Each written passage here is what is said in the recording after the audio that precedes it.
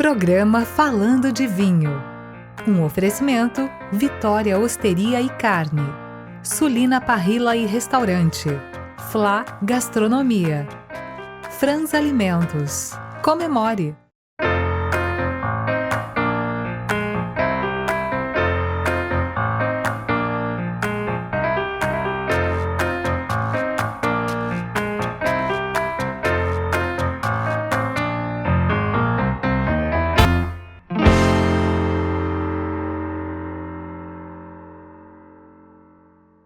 Olá, estamos de volta com Falando de Vinho, aqui direto da Sulina Parrilla e Churrascaria em Campinas, que é uma casa maravilhosa que eu não canso de elogiar, porque sempre que a gente está aqui eu me sinto na minha casa.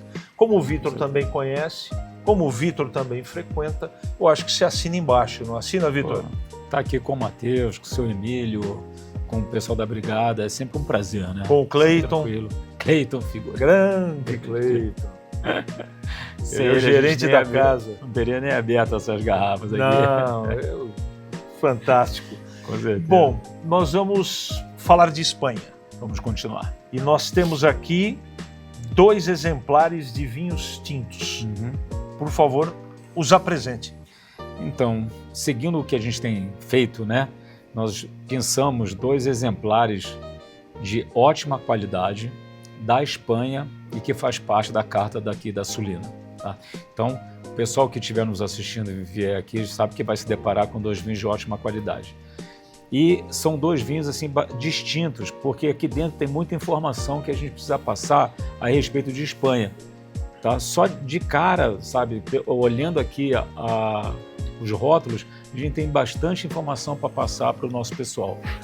Aqui eu tenho, aqui é o Chozas, Carrascal.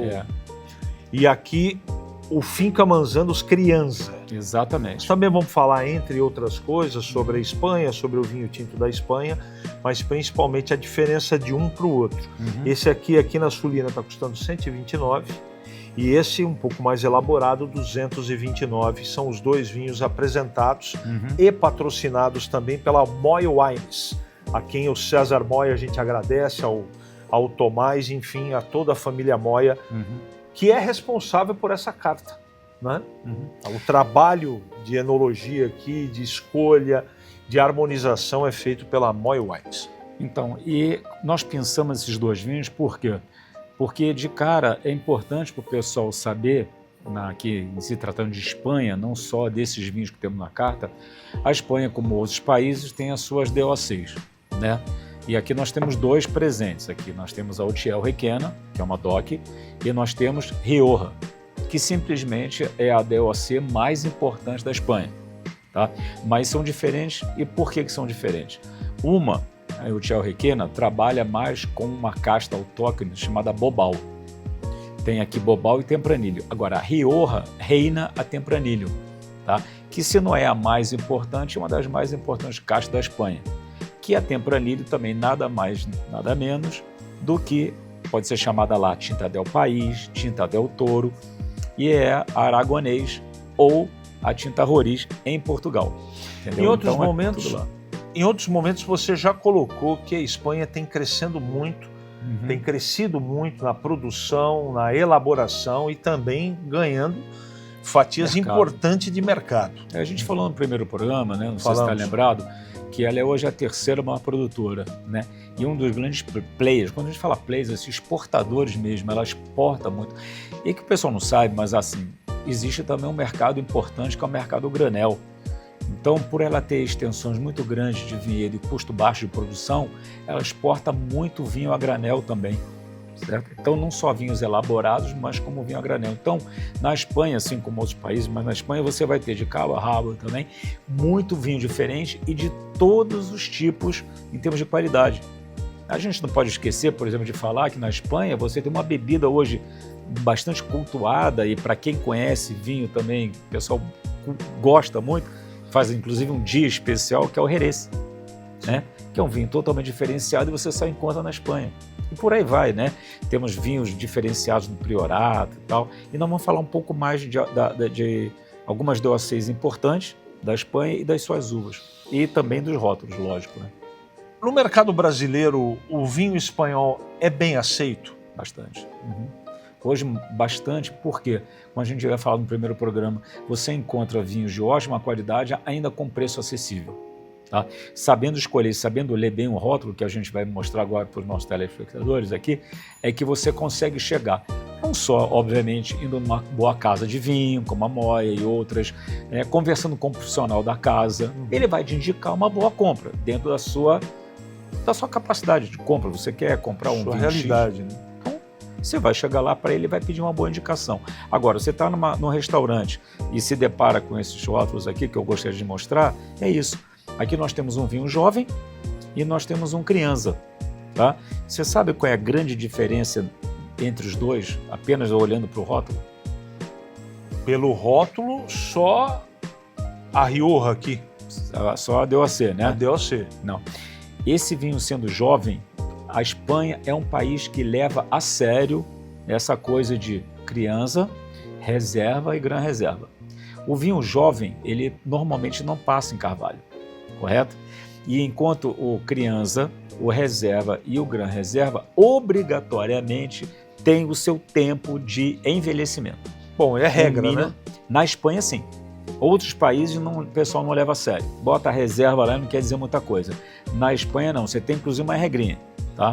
Por exemplo, o criança passa, no mínimo 6 meses em carvalho e mais alguns meses para sair. Ao mercado, eu trouxe até uma colinha aqui, de, no mínimo, 26 meses o reserva. O criança, 18. Então, você está assim, por que ele é mais caro?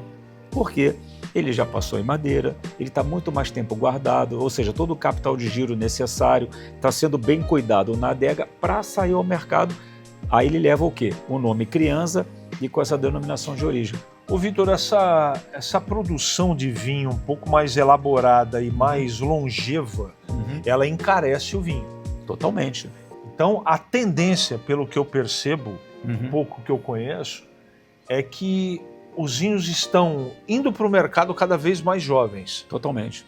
É isso? É isso, porque quando o enólogo coloca o vinho no mercado, o vinho está pronto, dentro das suas características. Nenhum enólogo sério põe um vinho sem estar pronto, tá? Só que o custo do dinheiro é caro hoje, não só a madeira. Um grande vinho que vai envelhecer num tonel, numa barrica francesa de primeiro uso, de cara, essa barrica já custa muito caro. Aí você vai com uma quantidade de litros pequena. Então, se você tem uma produção grande, você tem que ter muitas barricas. Encarece o custo de cara de aquisição da barrica. Depois, o tempo que ele leva lá. Você produziu, você teve todo o custo, né?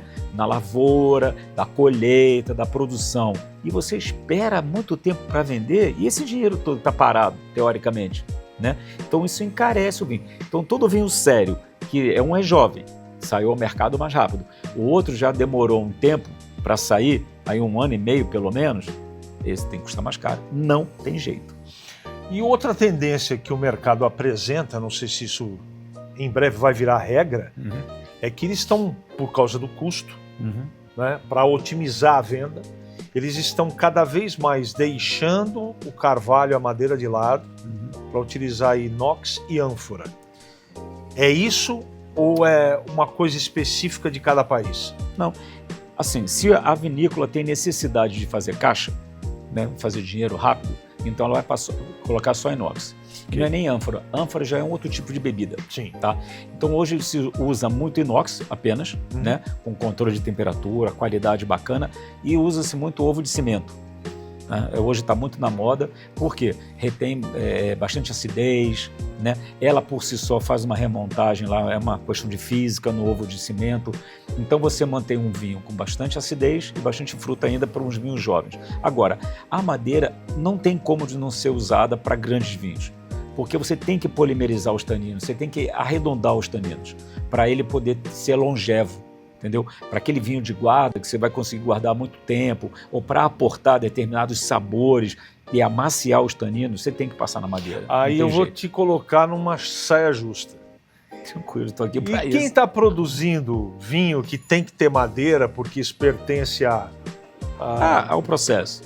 ao vinho que está sendo desenvolvido e não usa madeira, coloca lá aparas de madeira no contato com o vinho. Isso é criminoso, né? Isso tinha que ser Mas preso. você sabe que tem gente fazendo isso. Muito. Pode serragem, lâminas de carvalho dentro, chip de carvalho. Existe. O vinho chipado de carvalho tem bastante, tá? Agora, eu falo que é um crime porque... Então, por que você vai dar gosto de madeira no seu vinho? Deixa o seu vinho com o seu gosto, do seu terroir, da sua uva, da sua localidade. Esquece a madeira. A madeira não é para dar gosto, a madeira aporta sabor, aporta. Mas você tem o tipo de carvalho, ele pode ser americano, pode ser francês, pode ser esloveno, tem diferente tipo de tosta clara, média, escura. Ou seja, se você vai usar madeira, é para você ter um produto final com mais qualidade, com mais sabor, outro tipo de vinho. Agora, colocar chip de madeira só para dar gosto, né, e vender vinho barato, Vitor, eu acho que tinha que ser preso. Vamos à primeira degustação com vinho mais jovens, por favor. Vamos provar um vinho da Utiel Requena. Esse é aquele produtor que a gente, né, teve contato aqui na Moya Wines, que é o Julian, um cara sensacional, uma pessoa jovem. O vinhedo dele é um vinhedo hoje já classificado como orgânico, tá certo? Ele trabalha muito bem essa casta autóctone dele, que é a Bobal, que é uma casta da localidade. Então esse é um vinho bastante interessante e de excelente qualidade. Esse é aquele vinho que você vai, conhecendo o produtor, você vai ver que foi feito com cuidado. Tá? Aqui não entra chip de madeira. Viva, desculpa. Perdoe. Ó, por isso que a gente indica aqui, olha que intensidade aromática, que aroma delicioso, tá? É uma fruta gostosa, é um tostado bem colocado, olha que vinho já no nariz, já agradável, que te convida a um gole. Aqui já tem uma ameixa, não tem? Tem uma fruta negra misturada, toque de mirtilo aqui junto. Tem uma pimenta. Tem uma pimenta.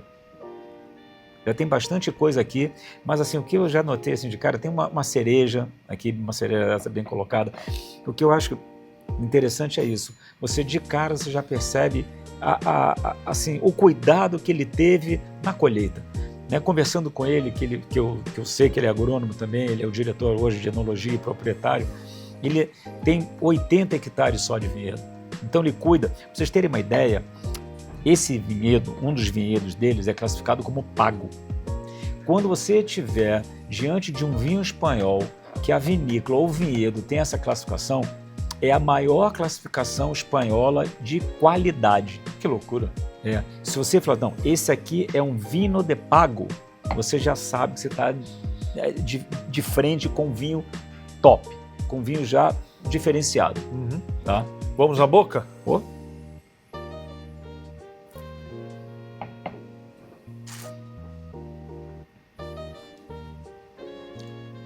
Percebe?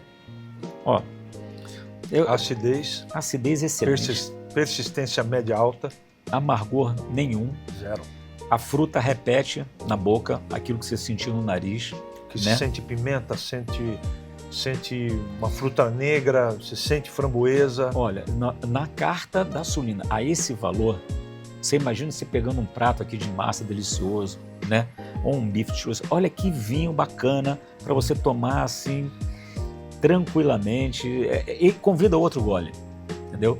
Eu sabia que a gente ia se deparar com um vinho muito bom, sabendo de quem veio e da região que veio. Antes dos comerciais, vou até degustar de novo. Mais um pouco, né? Eu já estou pensando já no almoço já.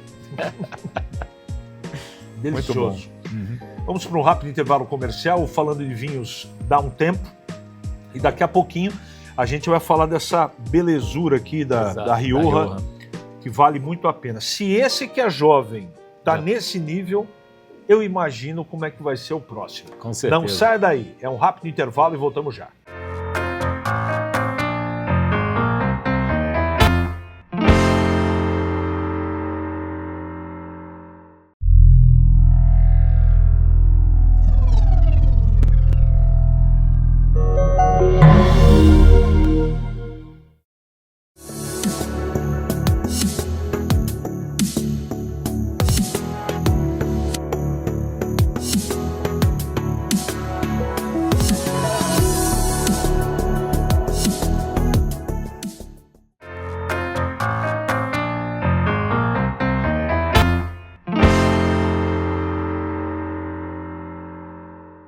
Legal, estamos de volta aqui com o Falando de Vinho. Estou com Vitor de Freitas, que eu não apresentei no primeiro bloco. Né? Você me perdoe, Vitor. Nossa. Mas o Vitor já virou tão amigo da gente, tão íntimo com as câmeras, não é? E com os nossos internautas, principalmente. Aliás, não esqueça de participar lá do nosso Instagram, Falando de Vinho, tá? Tá lá toda hora colocando, Vitor, conteúdos muito interessantes para você acompanhar, não é? E saber um bocadinho mais sobre vinhos. Muito bem. Aqui na Sulina, continuamos em Campinas, não é? A quem a gente agradece sempre em todos os blocos, tanto a Moi Wines como a equipe toda da Sulina. Bom, meu amigo Vitor, nós experimentamos um Chozas na primeira parte do programa, um Carrascal, e agora vem aí o seu preferido. Nós vamos experimentar, vamos passar de outro patamar. E o que é bacana, talvez no primeiro bloco, a gente tem falado ano passado, mas é importante para o pessoal saber, se tratando de Espanha, que nós temos a DOC, e na Espanha nós temos uma DOC com azinho do lado, que é a qualificada. Tá? Então, se alguém estiver procurando um vinho de qualidade superior, preste atenção, DOC A. Tá? Depois, como sempre em qualquer país, procure o produtor. Se é um produtor, né, sério, como esse que a gente falou na vez passada, no bloco passado, que chega a ter um vinho de pago, que é um patamar top em se tratando de Espanha. Depois você vai para aquele, como a gente falou do rótulo, né? Você quer um vinho com mais madeira, quer um vinho com mais tempo de guarda já na bodega, então você vai do Roble, né, que é o jovem, e passa para o Crianza. Tá? O Crianza, para sair no mercado, já são 26 meses de adega. No mínimo 6 na barrica e depois o resto na adega. Quando você está falando aí, vai explicando. Isso. E aqui tem a chancela, o rótulo, a marca registrada, a indicação do vinho Rioja. Da origem. Exatamente. A Rioja, né, é a região hoje, né, mais conhecida da Espanha, de importância mundial. As outras DOCs muito importantes em Portugal também é Ribeira do Douro, que nada mais é do que o mesmo Douro de Portugal, certo? Então, na Espanha é Ribeira do Douro, em Portugal é Douro. Então, eles têm mais ou menos as mesmas características. Mais calor, né? A altitude que traz o frescor. Ali é Reina Tempranillo também, né? E temos uma região chamada Toro, onde a uva Tempranillo leva o nome de Tinta del Toro. E tem uma outra região também, que aí já parte para outro tipo de uva, que é mais a Grenache, que é o Priorato. O Priorato também é uma que, se as pessoas gostam de vinho espanhol, procurem, que são vinhos de exceção, são vinhos excelentes também. Tá? Então nós temos La Mancha, temos outras denominações de origem na Espanha, mas Priorato, Rioja e Ribeira do Douro formam uma trinca top. E esse vinho contém que uvas? Todas espanholas? Esse é 100% Tempranillo, tá? E passou por madeira. Para ser criança, já de cara passa por madeira. É um varietal. É um varietal. O que acontece hoje na Espanha, né? O pessoal, como você falou de madeira, o pessoal está mudando um pouco, porque eles usavam muito a madeira americana, muito carvalho americano. Então você pegava uns vinhos mais antigos, mais envelhecidos, espanhóis, de cara você matava porque era aquele muito coco, né? Aquele caramelo muito forte. Que é a característica do carvalho americano. Né? No branco ele leva aquele toque de manteiga, né? de caramelizado. E no tinto é aquela coisa do cappuccino, da cocada mesmo, do coco. E atualmente os produtores estão migrando um pouco para o esloveno e para o francês, para dar um toque mais de elegância, porque está muito quente, né? As uvas estão ficando muito maduras. Se você bota um carvalho americano, o vinho você fica até um pouco doce. Então você tem percebido essa mudança de característica do estilo nos vinhos espanhóis mais envelhecidos, né? Porque nós temos que pensar que, você imagina um Gran Reserva que leva aí quase 5 anos para sair no mercado, ele passou bastante tempo em carvalho, então o vinho tem que ter estrutura para aguentar isso tudo. E ainda tem uns reservas especiais que saem em grandes anos. Então os vinhos espanhóis levam isso a sério, então você tem um vinho realmente de muita potência, né? Nós temos que pensar que a Espanha temos regiões como a Rioja ou como a Ribeira do Douro, que são regiões quentes, continentais, tem até problema de seca. Então são vinhos com uma maturação bastante completa, são uvas bastante maduras. Então nós vamos degustar um vinho agora, criança, e a gente vai ver como é que é diferente do anterior. Eu queria que você falasse, antes da gente degustar, das principais uvas da Espanha, por gentileza. Olha, as principais uvas hoje, espanhola, não podemos dizer que é a Garnacha, tá? Que é a Grenache. A Garnacha, ela tem bastante importância, é uma uva autóctone deles, tá? A Tempranillo, que é a rainha das uvas tintas hoje, assim, disparado, tá certo? Mas nós temos algumas outras importantes lá, que é a Cariñena, por exemplo, que é a Carignan. E Espanha, como Portugal, em algumas regiões, está mesclando muito bem as castas internacionais, a Cabernet Sauvignon, a Merlot, a Shiraz, com as castas deles, que são essas mais importantes, né?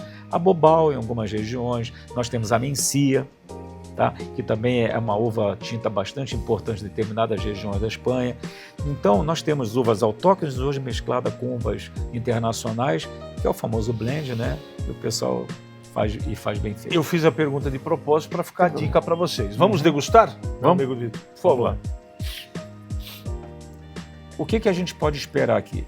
Um vinho ainda mais encorpado, um vinho ainda mais arredondado, mais macio e com algumas características olfativas diferenciadas, que são aquelas trazidas pela madeira, tá certo? De cara a gente percebe aqui, né, a presença da madeira mais bem integrada com a fruta, que é o segredo, né? É bem diferente do Totalmente. primeiro.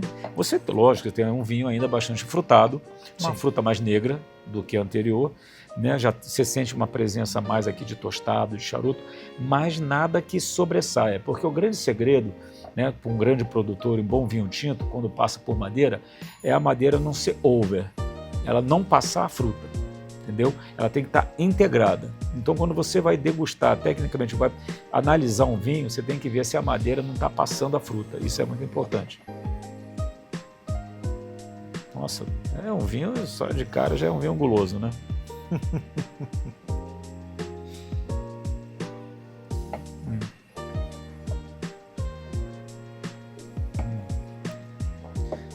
Dá para perceber Nossa. Tanino. Ó, você tem mais corpo, né? Já tem um vinho com mais presença de boca, já enche mais a boca. Tem bastante tanino. Tem bastante tanino, mas você vê como é que tanino é redondo? Por isso eu falo, por que o pessoal recomenda tomar vinho tinto com uma carne suculenta, um cordeiro? Porque você precisa ter um pouco da gordura para limpar esse tanino da sua boca. É uma delícia. Eu ficaria tomando esse vinho aqui fácil. Mas pensando numa bela carne, um belo pedaço de carne, com um toquezinho da gordura, para limpar esse tanino, é melhor ainda, cara. Bom, eu vou repetir. Bela... Diga. Não. Bela pedida. Bom, Finca Manzano. Esse Finca Manzanos Crianza, aqui na Sulina, por 229. Olha. E o Chozas, que foi o primeiro bloco, que a gente falou do Chozas Carrascal. Foi. 129 aqui na Sulina, preços honestíssimos com vinhos de qualidade. Vitor? Fantástico. Você, assim, esse vinho com essa qualidade na carta a esse preço, eu posso falar que é uma excelente pedida, né? Porque é um vinho realmente de qualidade. E como a gente teve também conversando com o produtor, você sabe que não é fácil você produzir um vinho e entregar essa qualidade nesse valor aqui no Brasil. Entendeu? Nós estamos diante de um ótimo vinho mesmo. É só pensar no atravessar do vinho nos oceanos. Você tem uma ideia, conhecer da tributação brasileira, o quanto custa caro importar um vinho europeu. Vitor, obrigado mais uma vez pela presença, parabéns pelas explicações e até a próxima. Até a próxima, e quando o pessoal quiser mandar, né, perguntas, dúvidas, é um prazer, né? A gente está sempre passando para o pessoal essas informações para cada vez escolher melhor a sua bebida. E utilize a nossa rede social através do Instagram, falando de vinho. Por lá você pode tirar dúvidas, fazer questionamentos, enfim, elogiar, criticar, sugestões. Estamos abertos efetivamente à sua colocação, porque é a razão do nosso trabalho aqui, né? Levar informação com um doutor, professor de vinho, para você que gosta de degustar uma bela taça. Com certeza. Até a próxima oportunidade, gente. Programa Falando de Vinho.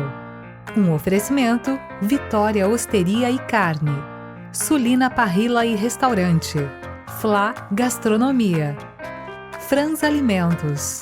Comemore!